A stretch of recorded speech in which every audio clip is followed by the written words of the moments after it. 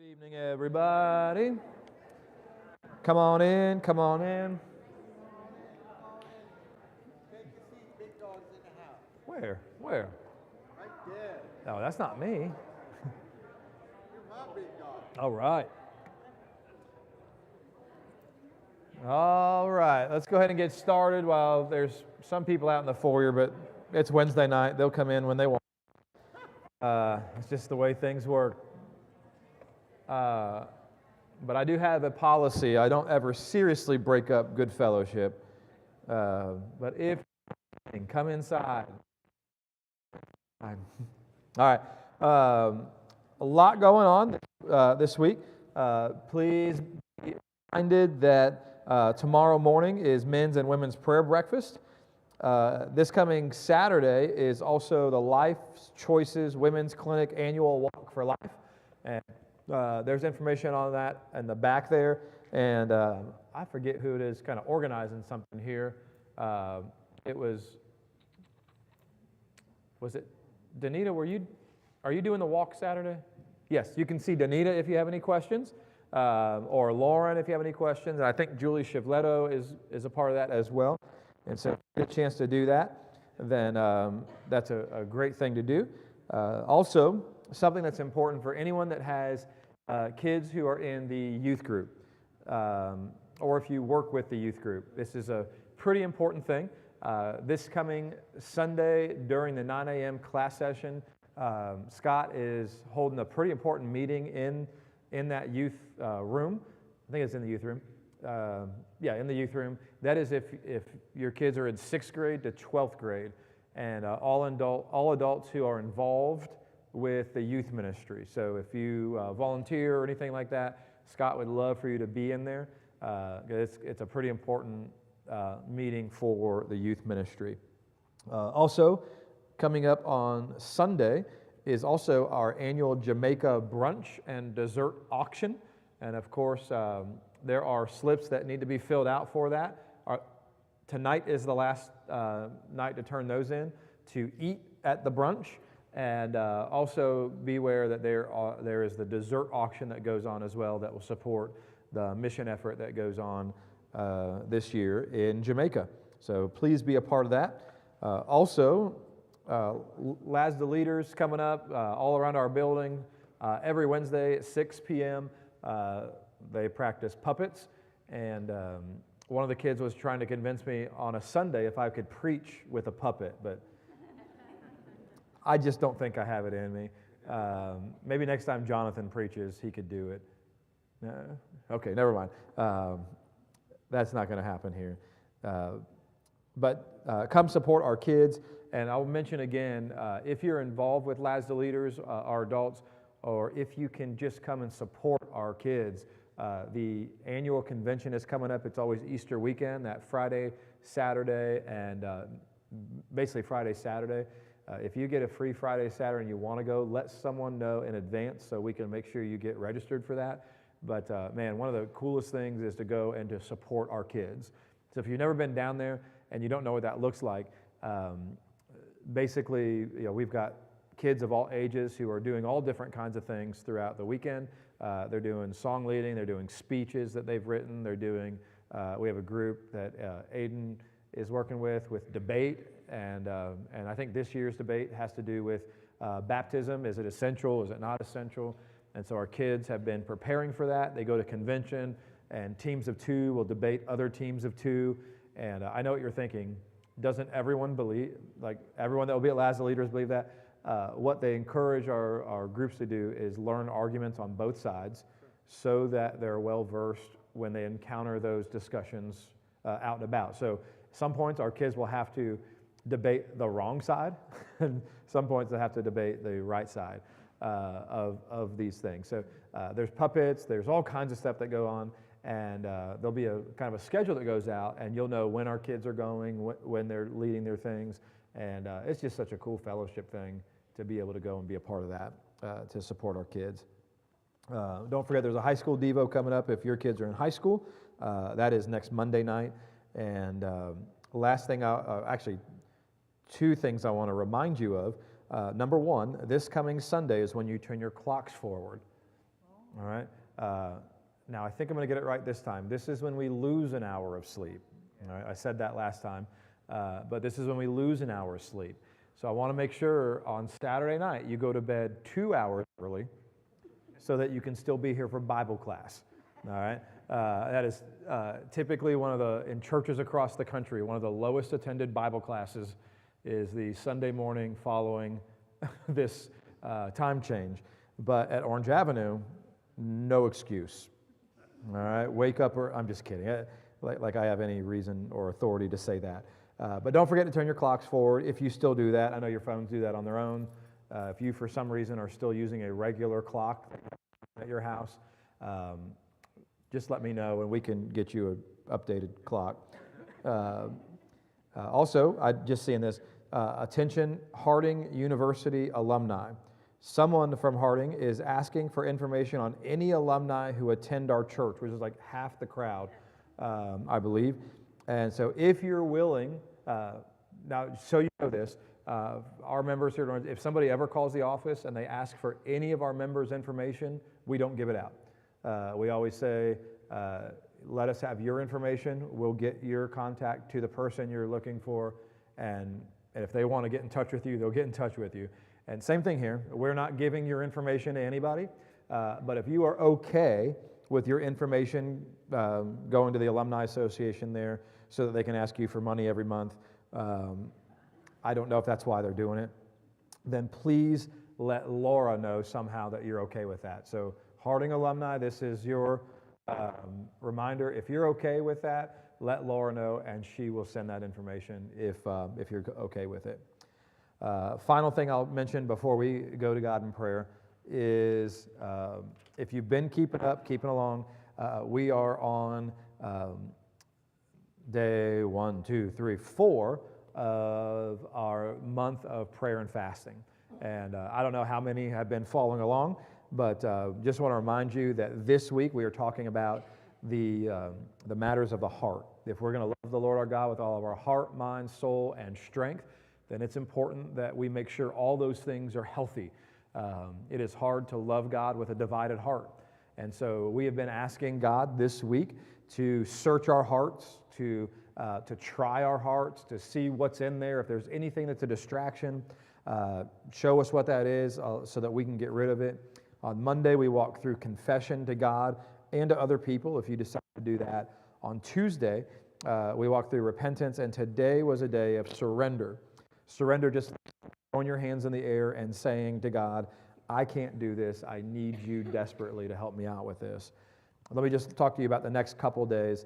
If you're following along with this, tomorrow is a day of trust. And it's kind of like surrender. Basically the same thing in 2 days. But we're going to verbally express to God that we trust Him with our hearts now. That I know I've messed things up. If you've messed things up, we've messed things up. I know I've messed things up. Here are the things that have been going wrong. I can't do this without you. And tomorrow's the day we say, I trust you with my heart. Friday is the day where we go into action. We plan for the action. Once I have a clean heart, I will now do what? Like, how are you going to stop? How are you going to stop from going back to those old distractions? How are you going to stop from allowing your heart to be divided again once you walk through this process of God cleansing your heart? And then Saturday, what we're asking you to do is going to be the hardest one for you to do. It's rest. All right? Just be still before God as much as possible. I know there's a lot going on, and there can be a lot going on, but at least find moments of time where you can just step away and you can just rest before God and just praise Him, thank Him, whatever it is that you want to do in that time of rest. But don't flood the heart with the things that have been distracting your heart. On Facebook through Orange Avenue, I've been putting out some very poorly produced videos, just walking through things. I don't know yet. The idea was to do those the first week. I don't know if they're going to continue next week and the next 4 weeks. And the reason I say that is because once we get the hang of this week and what it looks like, the next week's the same thing with a different element of how we love God. All right, so this was the heart. Next week is going to be the mind. And so we'll walk through the same process, but just with matters of the mind.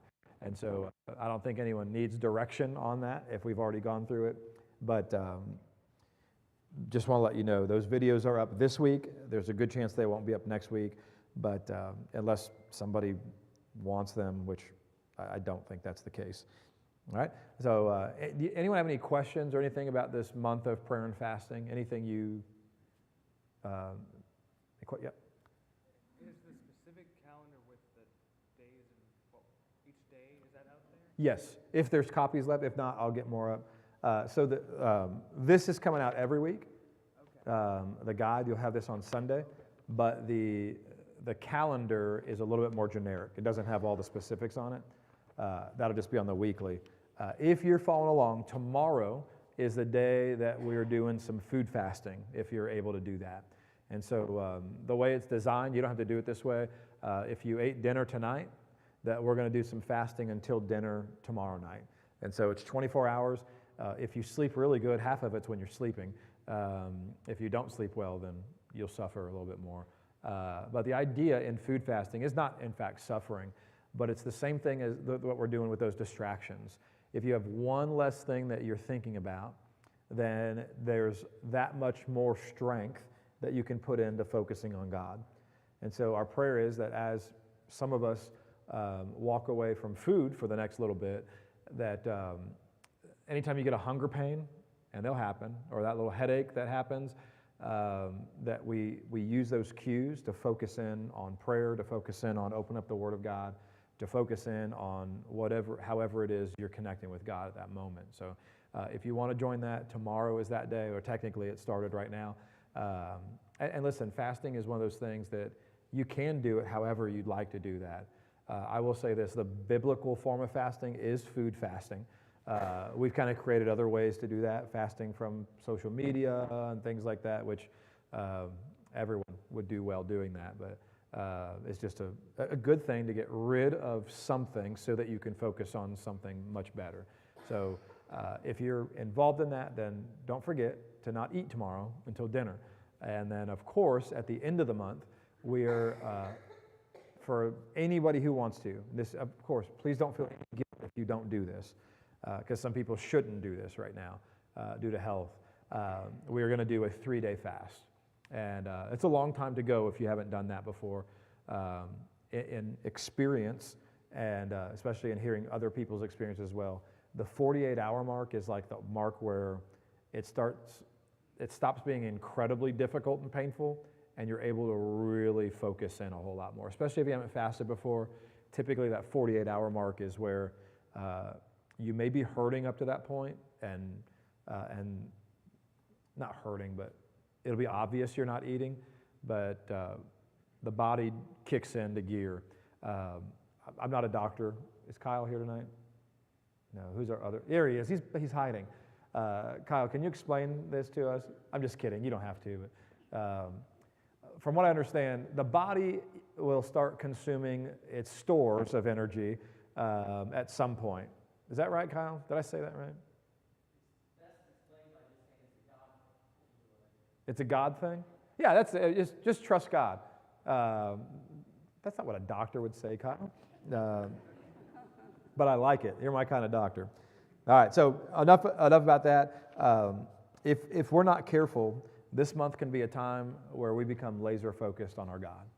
And that's what I want to be, is as many distractions in my life gone, and as much Jesus as we can possibly get. So our prayers, this is impactful for families, individuals, and for the church. Prayer request, Wendy Grigsby is in Lake Eustis still, over in room 120, and would love visitors, right? I know Steve and Marcia have been over to see her a lot, and a lot of people are popping in when Jane was there as well, but let's not forget that Wendy is still there, so if you get a chance, hop on over to, it's not called Bedrock anymore, is it? It's still on the sign, though, isn't it? They changed the sign now. So go to Lake Eustis Rehabilitation. I believe that's what it's called now. Also, Leo Gerard is having carpal tunnel surgery on his left wrist tomorrow morning out in Lady Lake. So be in prayer for Leo, and Leo's, if I know Leo, he's probably watching right now, and we're going to be in prayer for him and for Linda as well. And also, Emily Mabry's surgery was today, and talked to Jason a little bit earlier, and just pray for recovery. And I know this church family, how awesome you are. You are going to want to go see her and take them food. Jason is adamant, please don't do that right now. Emily is asking for no visitors, and Jason said, I know how to cook, which we'll see how that goes, but I'm sure Jason can cook really well. But so please don't show up to the hospital. Please don't show up to the house. She's just asking for no visitors right now. And it was, in talking with Jason today, we solidified something. Like, sometimes when people say no visitors, what we do is say, oh, that just means everybody but me. Right? And in this case, please don't exercise that thought. I won't say any names, but he said when they had, when they had Hunter, there was a gentleman who showed up to the delivery room, and which happened. I think the wording was from Jason is, Emily almost lost her religion. Gentlemen, if someone's having a baby, you don't belong in the delivery room unless it's your wife. And sometimes she may not even want you in there. I'm just kidding. But let's do our best to respect their privacy right now and give her an atmosphere to heal in the best way possible. All right. I did have another prayer request. All right. Here it is. This is coming from Linda Long-Henry. And we've been praying for Marilyn. Marilyn meets with Dr. Friday about treatment. She's in stage 3. She will decide if she wants to start chemo, dependent on the prognosis that is going. Debbie Alsap, Monday's having surgery for lung cancer. And then also her sister-in-law's nephew, whose name is Barry, he fell trying to get snow off of his house. He could not get up, and he was covered he's in the snow for 6 hours. So hypothermia, frostbite, and he cannot feel his legs right now in the hospital. And so a lot to be in prayer about going on there. Did I get those right? All right, good. Letson? We just got word that Susan Tillery is in the hospital. Yeah. Yeah. Anyway, what that happened. Yeah, Susan's in the hospital right now, having some stomach issues that they're trying to get figured out, and I am. She does not want any visitors except me. I'm just kidding. No, I'm kidding. Yep. So we're going to lift Susan up in prayer for sure, and please, she does not want any visitors as well. We are still praying. I haven't heard any resolution. Still praying for anything yet? No answers yet? Okay. So definitely praying for Kyra as well. So let's spend some time in prayer, and we're going to hop into our lesson for tonight. Our most Heavenly Father, we love you. We thank you for being such an awesome God. Oh God, you are good, and your love endures for forever. And God, as we sit here tonight, we are mindful that there is not a single good thing that we have that is not a blessing straight from you. The relationships we have, the friendships, the blessings that happen here on this earth, the assurance of our salvation, and we can go on and on and on and on about all the amazing and good gifts that you've provided. And we just want to pause for a moment and just say, thank you, God. You're an awesome Father. And God, in that light, knowing how awesome you are and knowing that you can do incredible things, we have names again we want to lift to you. And I know, God, it seems like there's an endless list that we bring to your feet. But the honest reason is because we trust you. We believe in your power. We believe in your strength. So God, we lift you, Miss Wendy, right now, and I pray, God, that you lift her spirits and put in our hearts to get over and see her more often. God, I know that connection with people is one of those awesome things that lifts the spirit in a mighty way. So God, I pray that you provide that for Wendy. God, be with Leo as he is having his surgery tomorrow on his wrist, and I pray, God, that that pain can be taken away in his left wrist and that he can gain usage back the way he wants to. And God, I pray that you be with Linda as she's still dealing with her own issues. And God, I pray that for both of them, recovery is complete, that their healing is complete, and God, that they can get back to doing all those things that they love to do. And God, we continue to pray for Emily, Jason, the boys, the whole family. I know Jan's been down there and is staying the night. And God, I pray that you just give her complete healing. God, that you provide for her time, that she is able to heal and to get back to loving all the awesome kids over at the preschool the way she does. And God, just be with everybody in that situation there. We lift you up, Susan, right now. She's in the hospital. I pray, God, that the issues she's having can be found out and that solutions can be found. God, I pray that you just be with her and Doug as they're waiting for answers right now. And I pray, God, that they're just a blessing to everyone they talk to at this moment. God, be with Kyra, and we continue to beg you for answers there, that they can find solutions to these issues that she's having. Just wisdom for all those working with her, but God, a relief from those physical struggles that she's been having right now. God, we love you, and we want to live to honor you, and we lift this up in prayer in the name of Jesus. Amen. All right. All right, I know that was a lot of announcements, and sorry I had to talk about the fasting stuff a little bit, but we are back in Luke chapter 2. We're going to finish up chapter 2 tonight, and let me flip on over. I don't know about you, but I'm ready to get into the ministry of Jesus. You ready, Mike? I am. You're ready. We're not going to do that tonight, but I'm glad. Come back. Come back. I don't know. Everyone feels different about this kind of stuff, and I don't mean this as an apology by any means. I get people that tell me all the time, you got to stop apologizing for stuff that you apologize for. I get it. It's just kind of like a nervous tick, I think, to say I'm sorry. And if you say you're sorry, you can then say anything you want after that, right? So it's like, I'm kidding. But I know that we've been walking slowly through the book of Luke, and I'm not apologizing for that. It's the way I love to study. And I don't know if everyone else loves to study that way, but it's the way I love to study. But do be mindful, once we start in the ministry of Jesus, it'll feel like, from the pace we've been taking now, it'll feel like we're headed full speed ahead. It's adventurous, it's up and down. The beginning story of Luke, especially with the birth narratives of John the Baptist and of Jesus, there's so many intricate details in there that have been fun to dig through, fun to look at. Some of them have no bearing on the narrative at all, but they all have to come back to the purpose of Luke's writing. So I do have it on the screen. I'll have it there every week.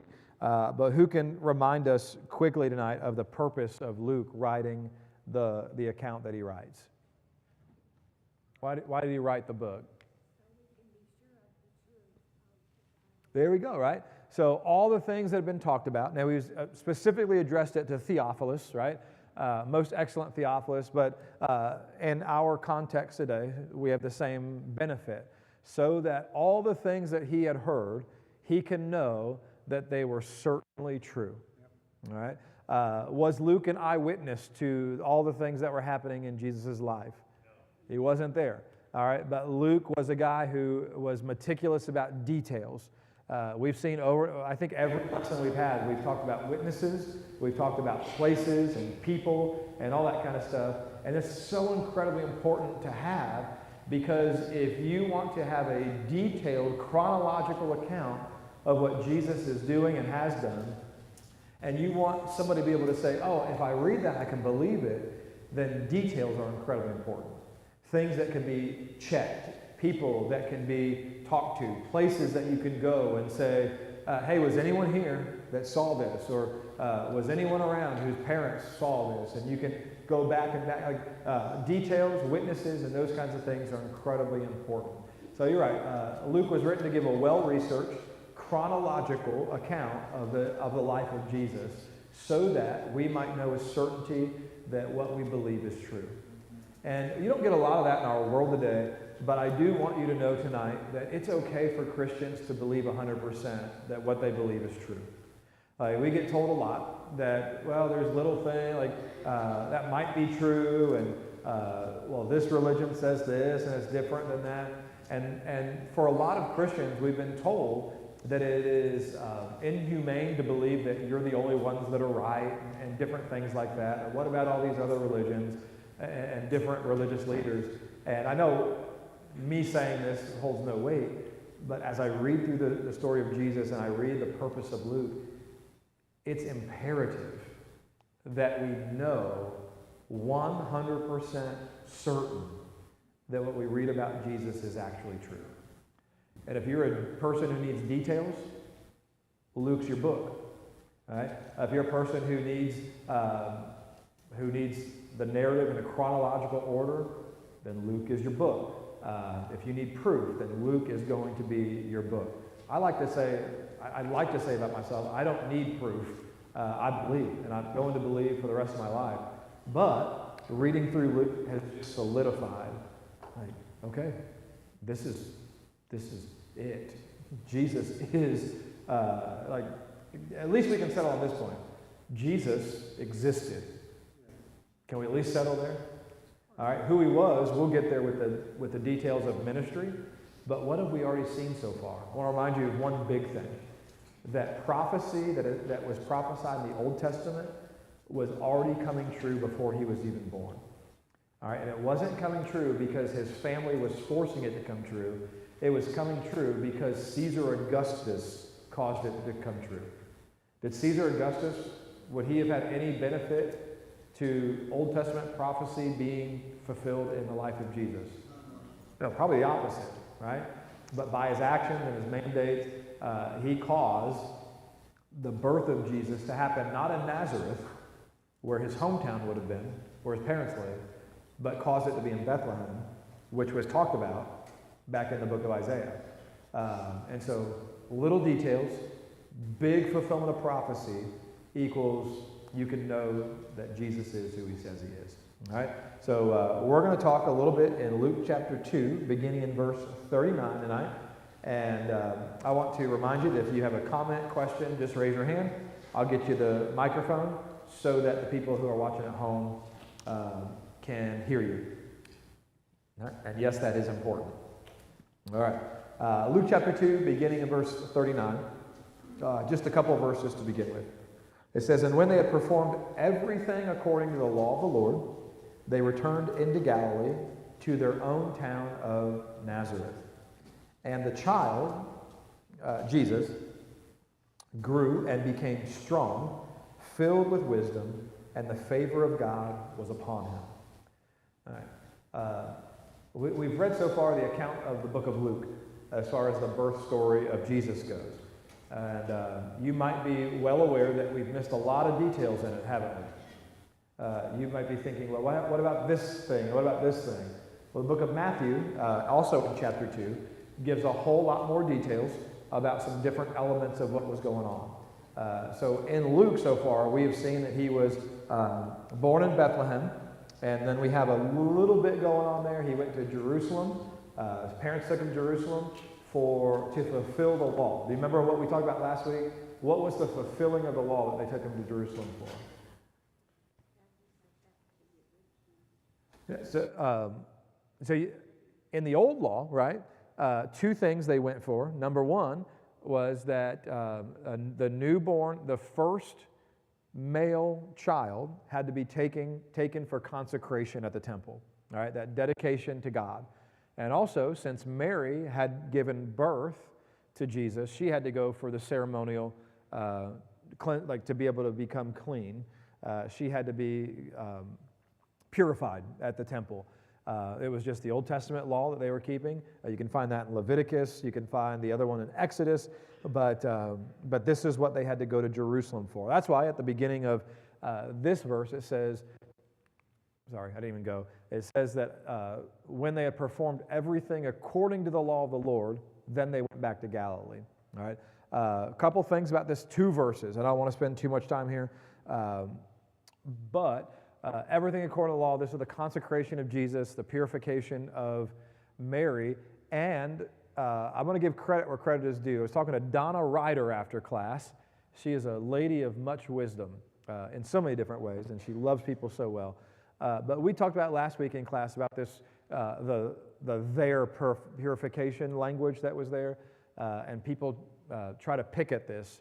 At the beginning of the narrative of Luke, when they're going to Jerusalem, it says they were on their way to Jerusalem for their purification. All right, so people look at that and they say, well, only Mary needed the purification. Jesus was being consecrated, so Luke must have gotten something wrong. All right. People try to find something wrong with the scriptures all the time. But an interesting thought was given. All right, and I don't know if it's 100% true. I do know that the Old Testament law would have required this, that when Mary was given birth, what was the setting of her giving birth? Stable, right? Like doctors all around? No. Who was with Mary? Joseph. So there's a good chance that who would have been involved in the delivery of Jesus? Joseph.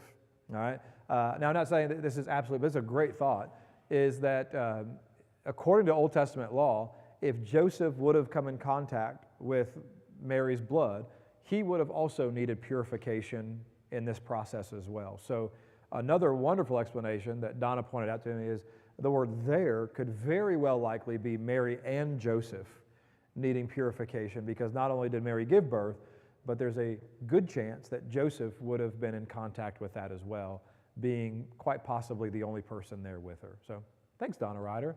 Everyone say thank you, Donna Ryder. Thank you. You're a scholar.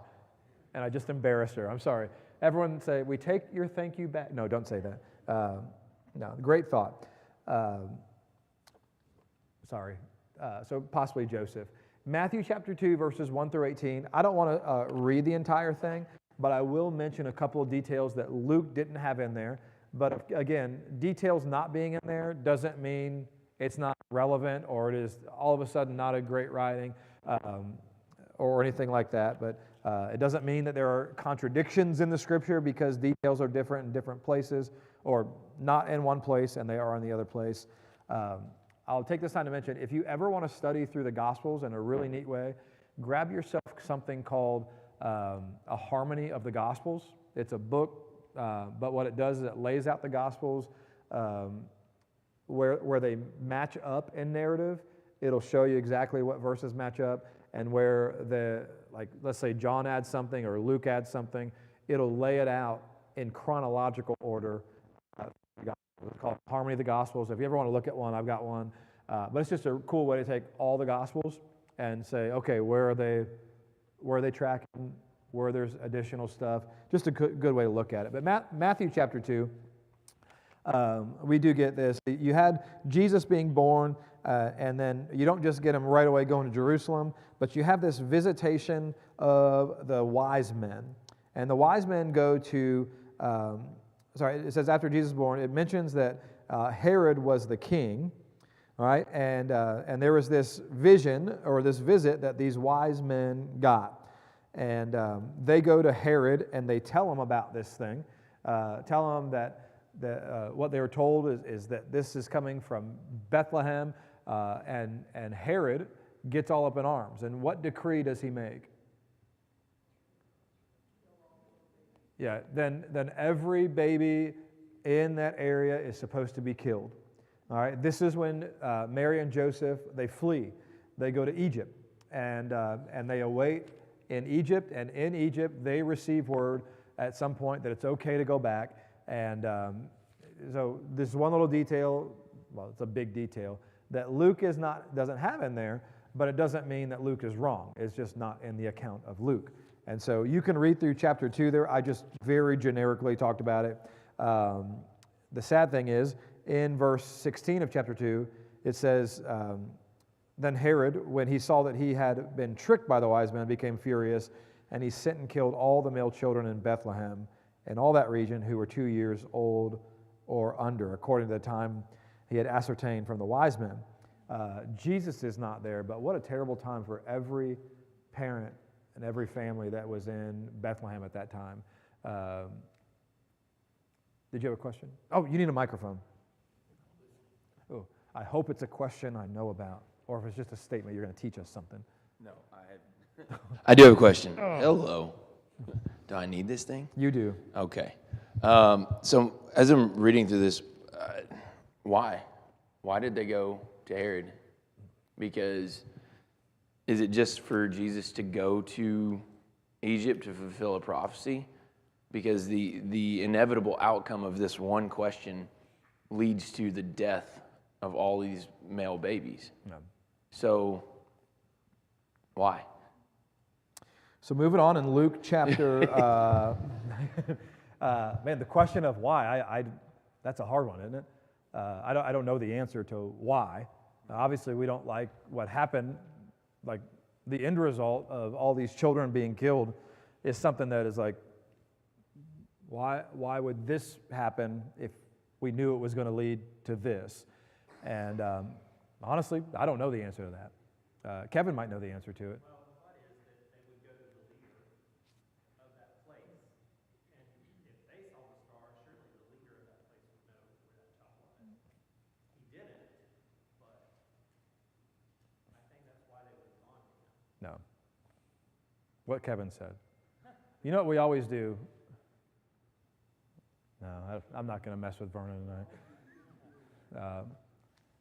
But definitely some questions to ponder on, and I don't know the answer of why.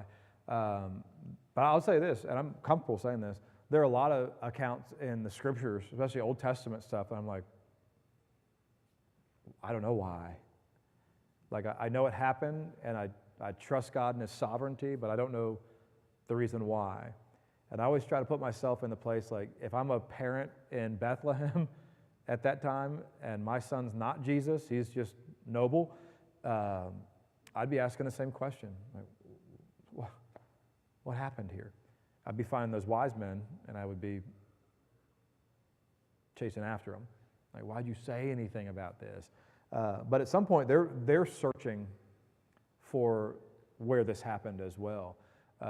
What evil does with information is not really ours to figure out. You know, Herod was not a godly man.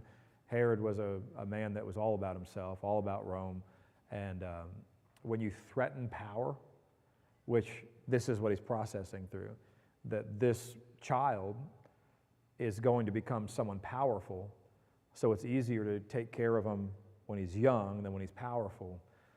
It's all power-driven. It's all sin-driven. But when I think about context of all those kind of questions, I'm always brought to this point of, okay, did God cause this to happen? Did evil take over and have this happen? God's sovereignty is a really hard thing, man. It's a hard thing for me to grasp. It's hard to verbalize.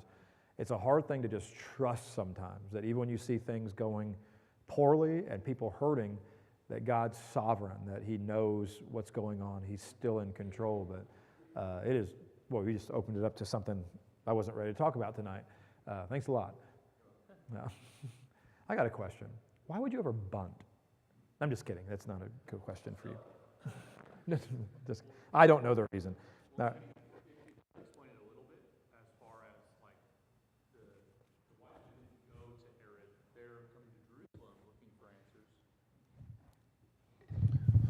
So Matthew explains a little bit behind this, but the wise men go to Jerusalem looking for answers because they're hearing this. And what we actually see is in Matthew 2 is that Herod actually assists them because he's the one that sends them to Bethlehem because he summons the chief priests and says, hey, we're all hearing this story from the wise men that there's this king of the Jews. What is all this talking about? You know, probably trying to stop some sort of insurrection.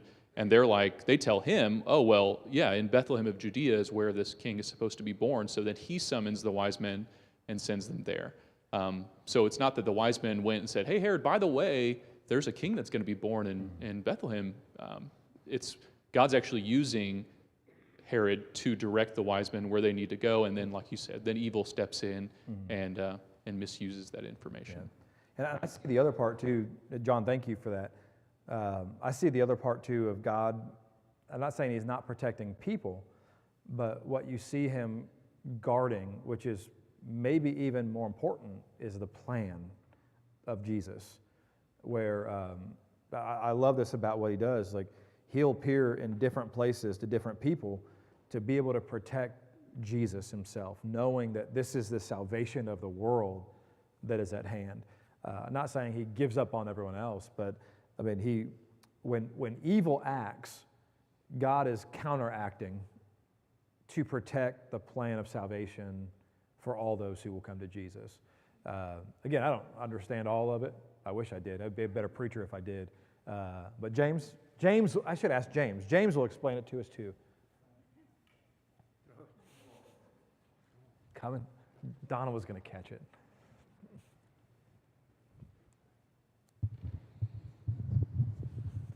Well, in Matthew, Matthew is quoting the prophecy of Hosea in chapter 11, verse 1, where Hosea said, God said, I will call my son or my child out of Egypt. Yeah. And while that was initially meant that God was going to call Israel out of Egyptian bondage, it is quoted in Matthew as a prophetic statement that also referred to Jesus, his child, being called out of Egypt. So it was prophetic. Yeah, definitely. I mean, there's elements of prophecy all over his birth story, and another one that we do see here. And a cool thing that this is now caused by another secular leader in another secular place of another prophecy being fulfilled. So, Big Dog, thank you for opening all that up tonight. Stick with the script. No, just kidding. No, questions are always good, and I'm glad collectively that we can put this together. But let's talk real quick. Where we go? So finally, they return home. Jesus spends many years growing up and growing in stature, gaining wisdom. And don't we wish we had more stories about Jesus as a young person? Wouldn't that be cool, like to know Jesus the teenager? If you're ever tempted, or Jesus the toddler, wouldn't that be a really cool season of The Chosen? Just see what he did. But I want to tell you that don't be tempted to read things like, or you can read them, but don't be tempted to believe things like the infancy Gospels of Thomas and stuff like that. It's not biblical writing. It's written so far after the times of Jesus in an attempt to possibly explain things, but it actually paints Jesus out to be a pretty terrible teenager and a pretty terrible kid. Little stories like when he was in school, he had a teacher who corrected him, and instead of taking his correction, he just, in the words of Gospel of Thomas, he smote him, like just done.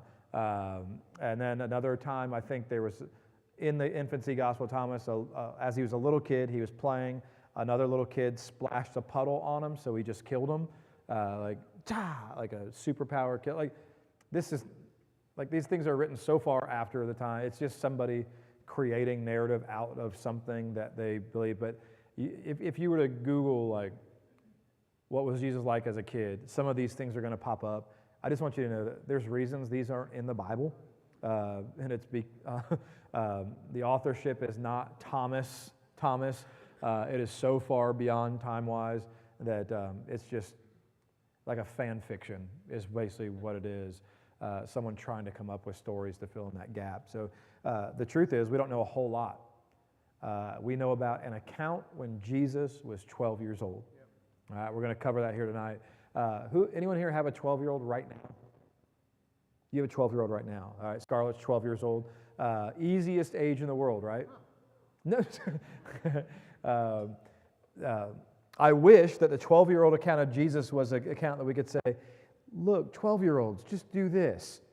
But moms, you may not want your 12-year-old doing what Jesus did here, but let's talk about it just a little bit, because it was not done in rebellion against mom or dad or anything like that. But over in Luke chapter 2, verses 41 through 45, read like this. Now his parents went to Jerusalem every year at the feast of the Passover.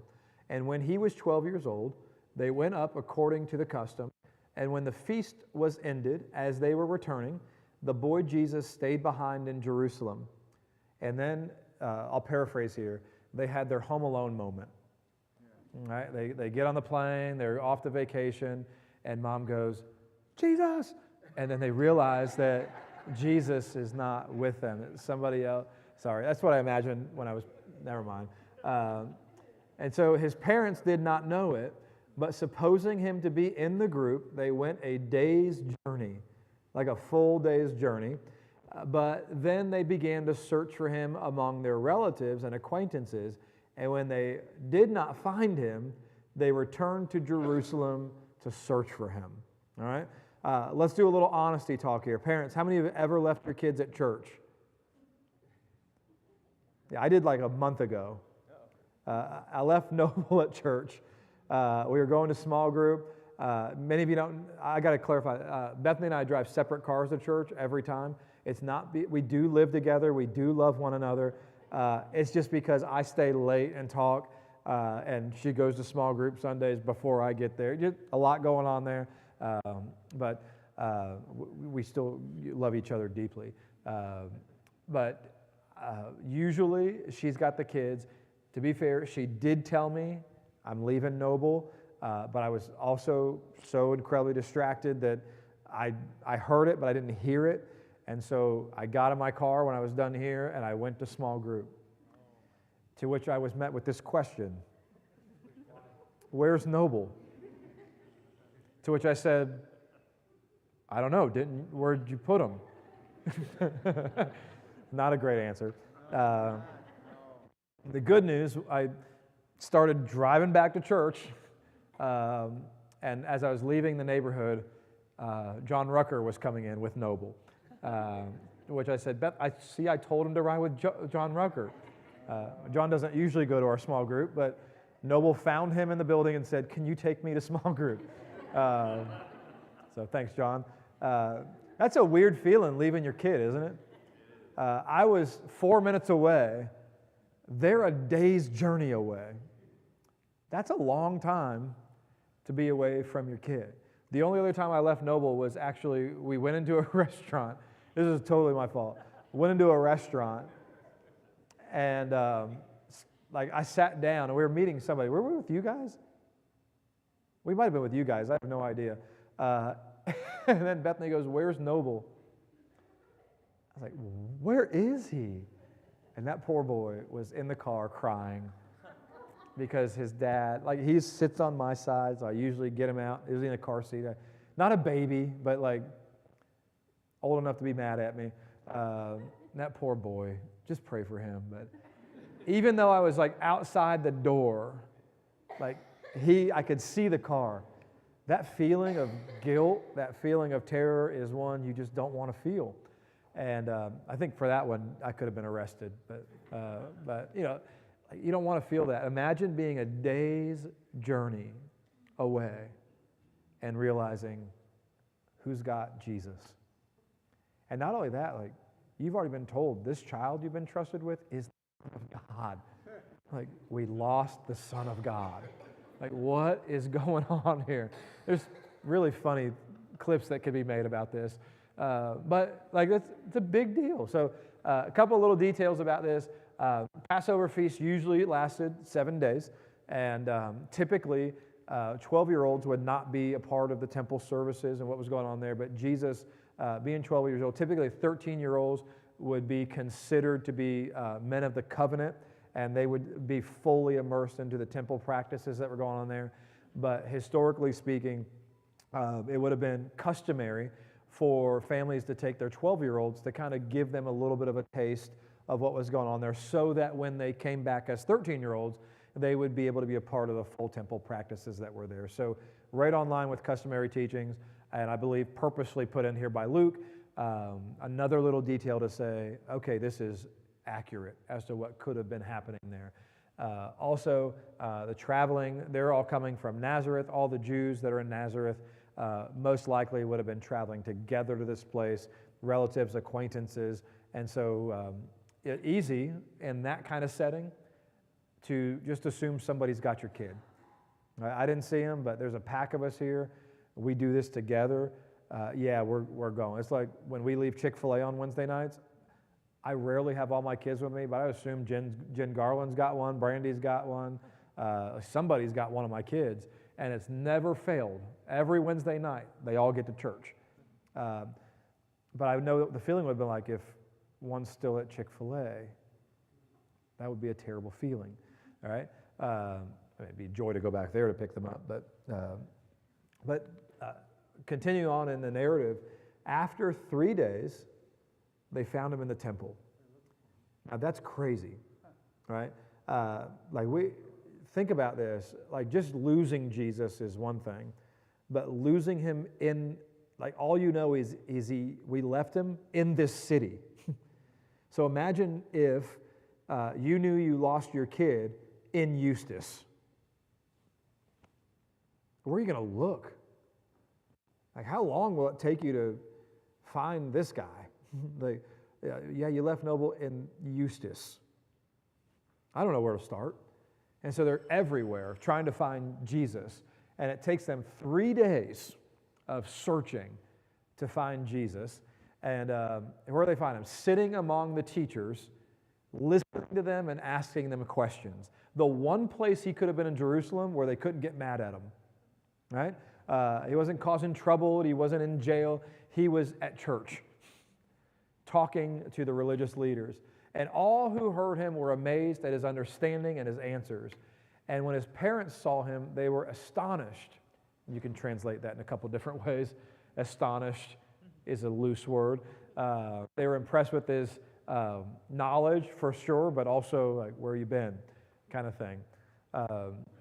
And so his mother said to him, "Son, why have you treated us so? Behold, your father and I have been searching for you in great distress." And he said to them, now in my house this wouldn't go too well, but this is Jesus, right? He says, "Why were you looking for me?" In some of your translations it says, "Woman, why were you looking for me?" That's not disrespectful or anything like that, just addressing his mom. "Did you not know that I must be in my Father's house?" What a statement. I'll unpack that here in just a sec. "And they did not understand the saying he spoke to them," because it's a loaded statement, a really cool loaded statement. "And he went down with them and came to Nazareth and was submissive to them. And his mother treasured up all these things in her heart. And Jesus increased in wisdom and in stature and in favor with God and with man." Man, this is the second time we hear that Mary treasured up these things in her heart. She knows who Jesus is. And so when these things happen and she hears these things and people saying things over Jesus and Jesus saying these things, she treasures them in her heart because she knows. But a couple of things. What's he doing in Jerusalem? He's sitting among the teachers, listening and asking questions. I put wisdom there in parentheses because that's what wisdom does. It doesn't just talk. It asks questions. And even Jesus, who's been growing up in wisdom, and he has, this is Jesus, right? All things created through him, for him, by him, is still finding himself in a place where he's asking questions. He is gaining knowledge. He is growing in his knowledge and in his wisdom.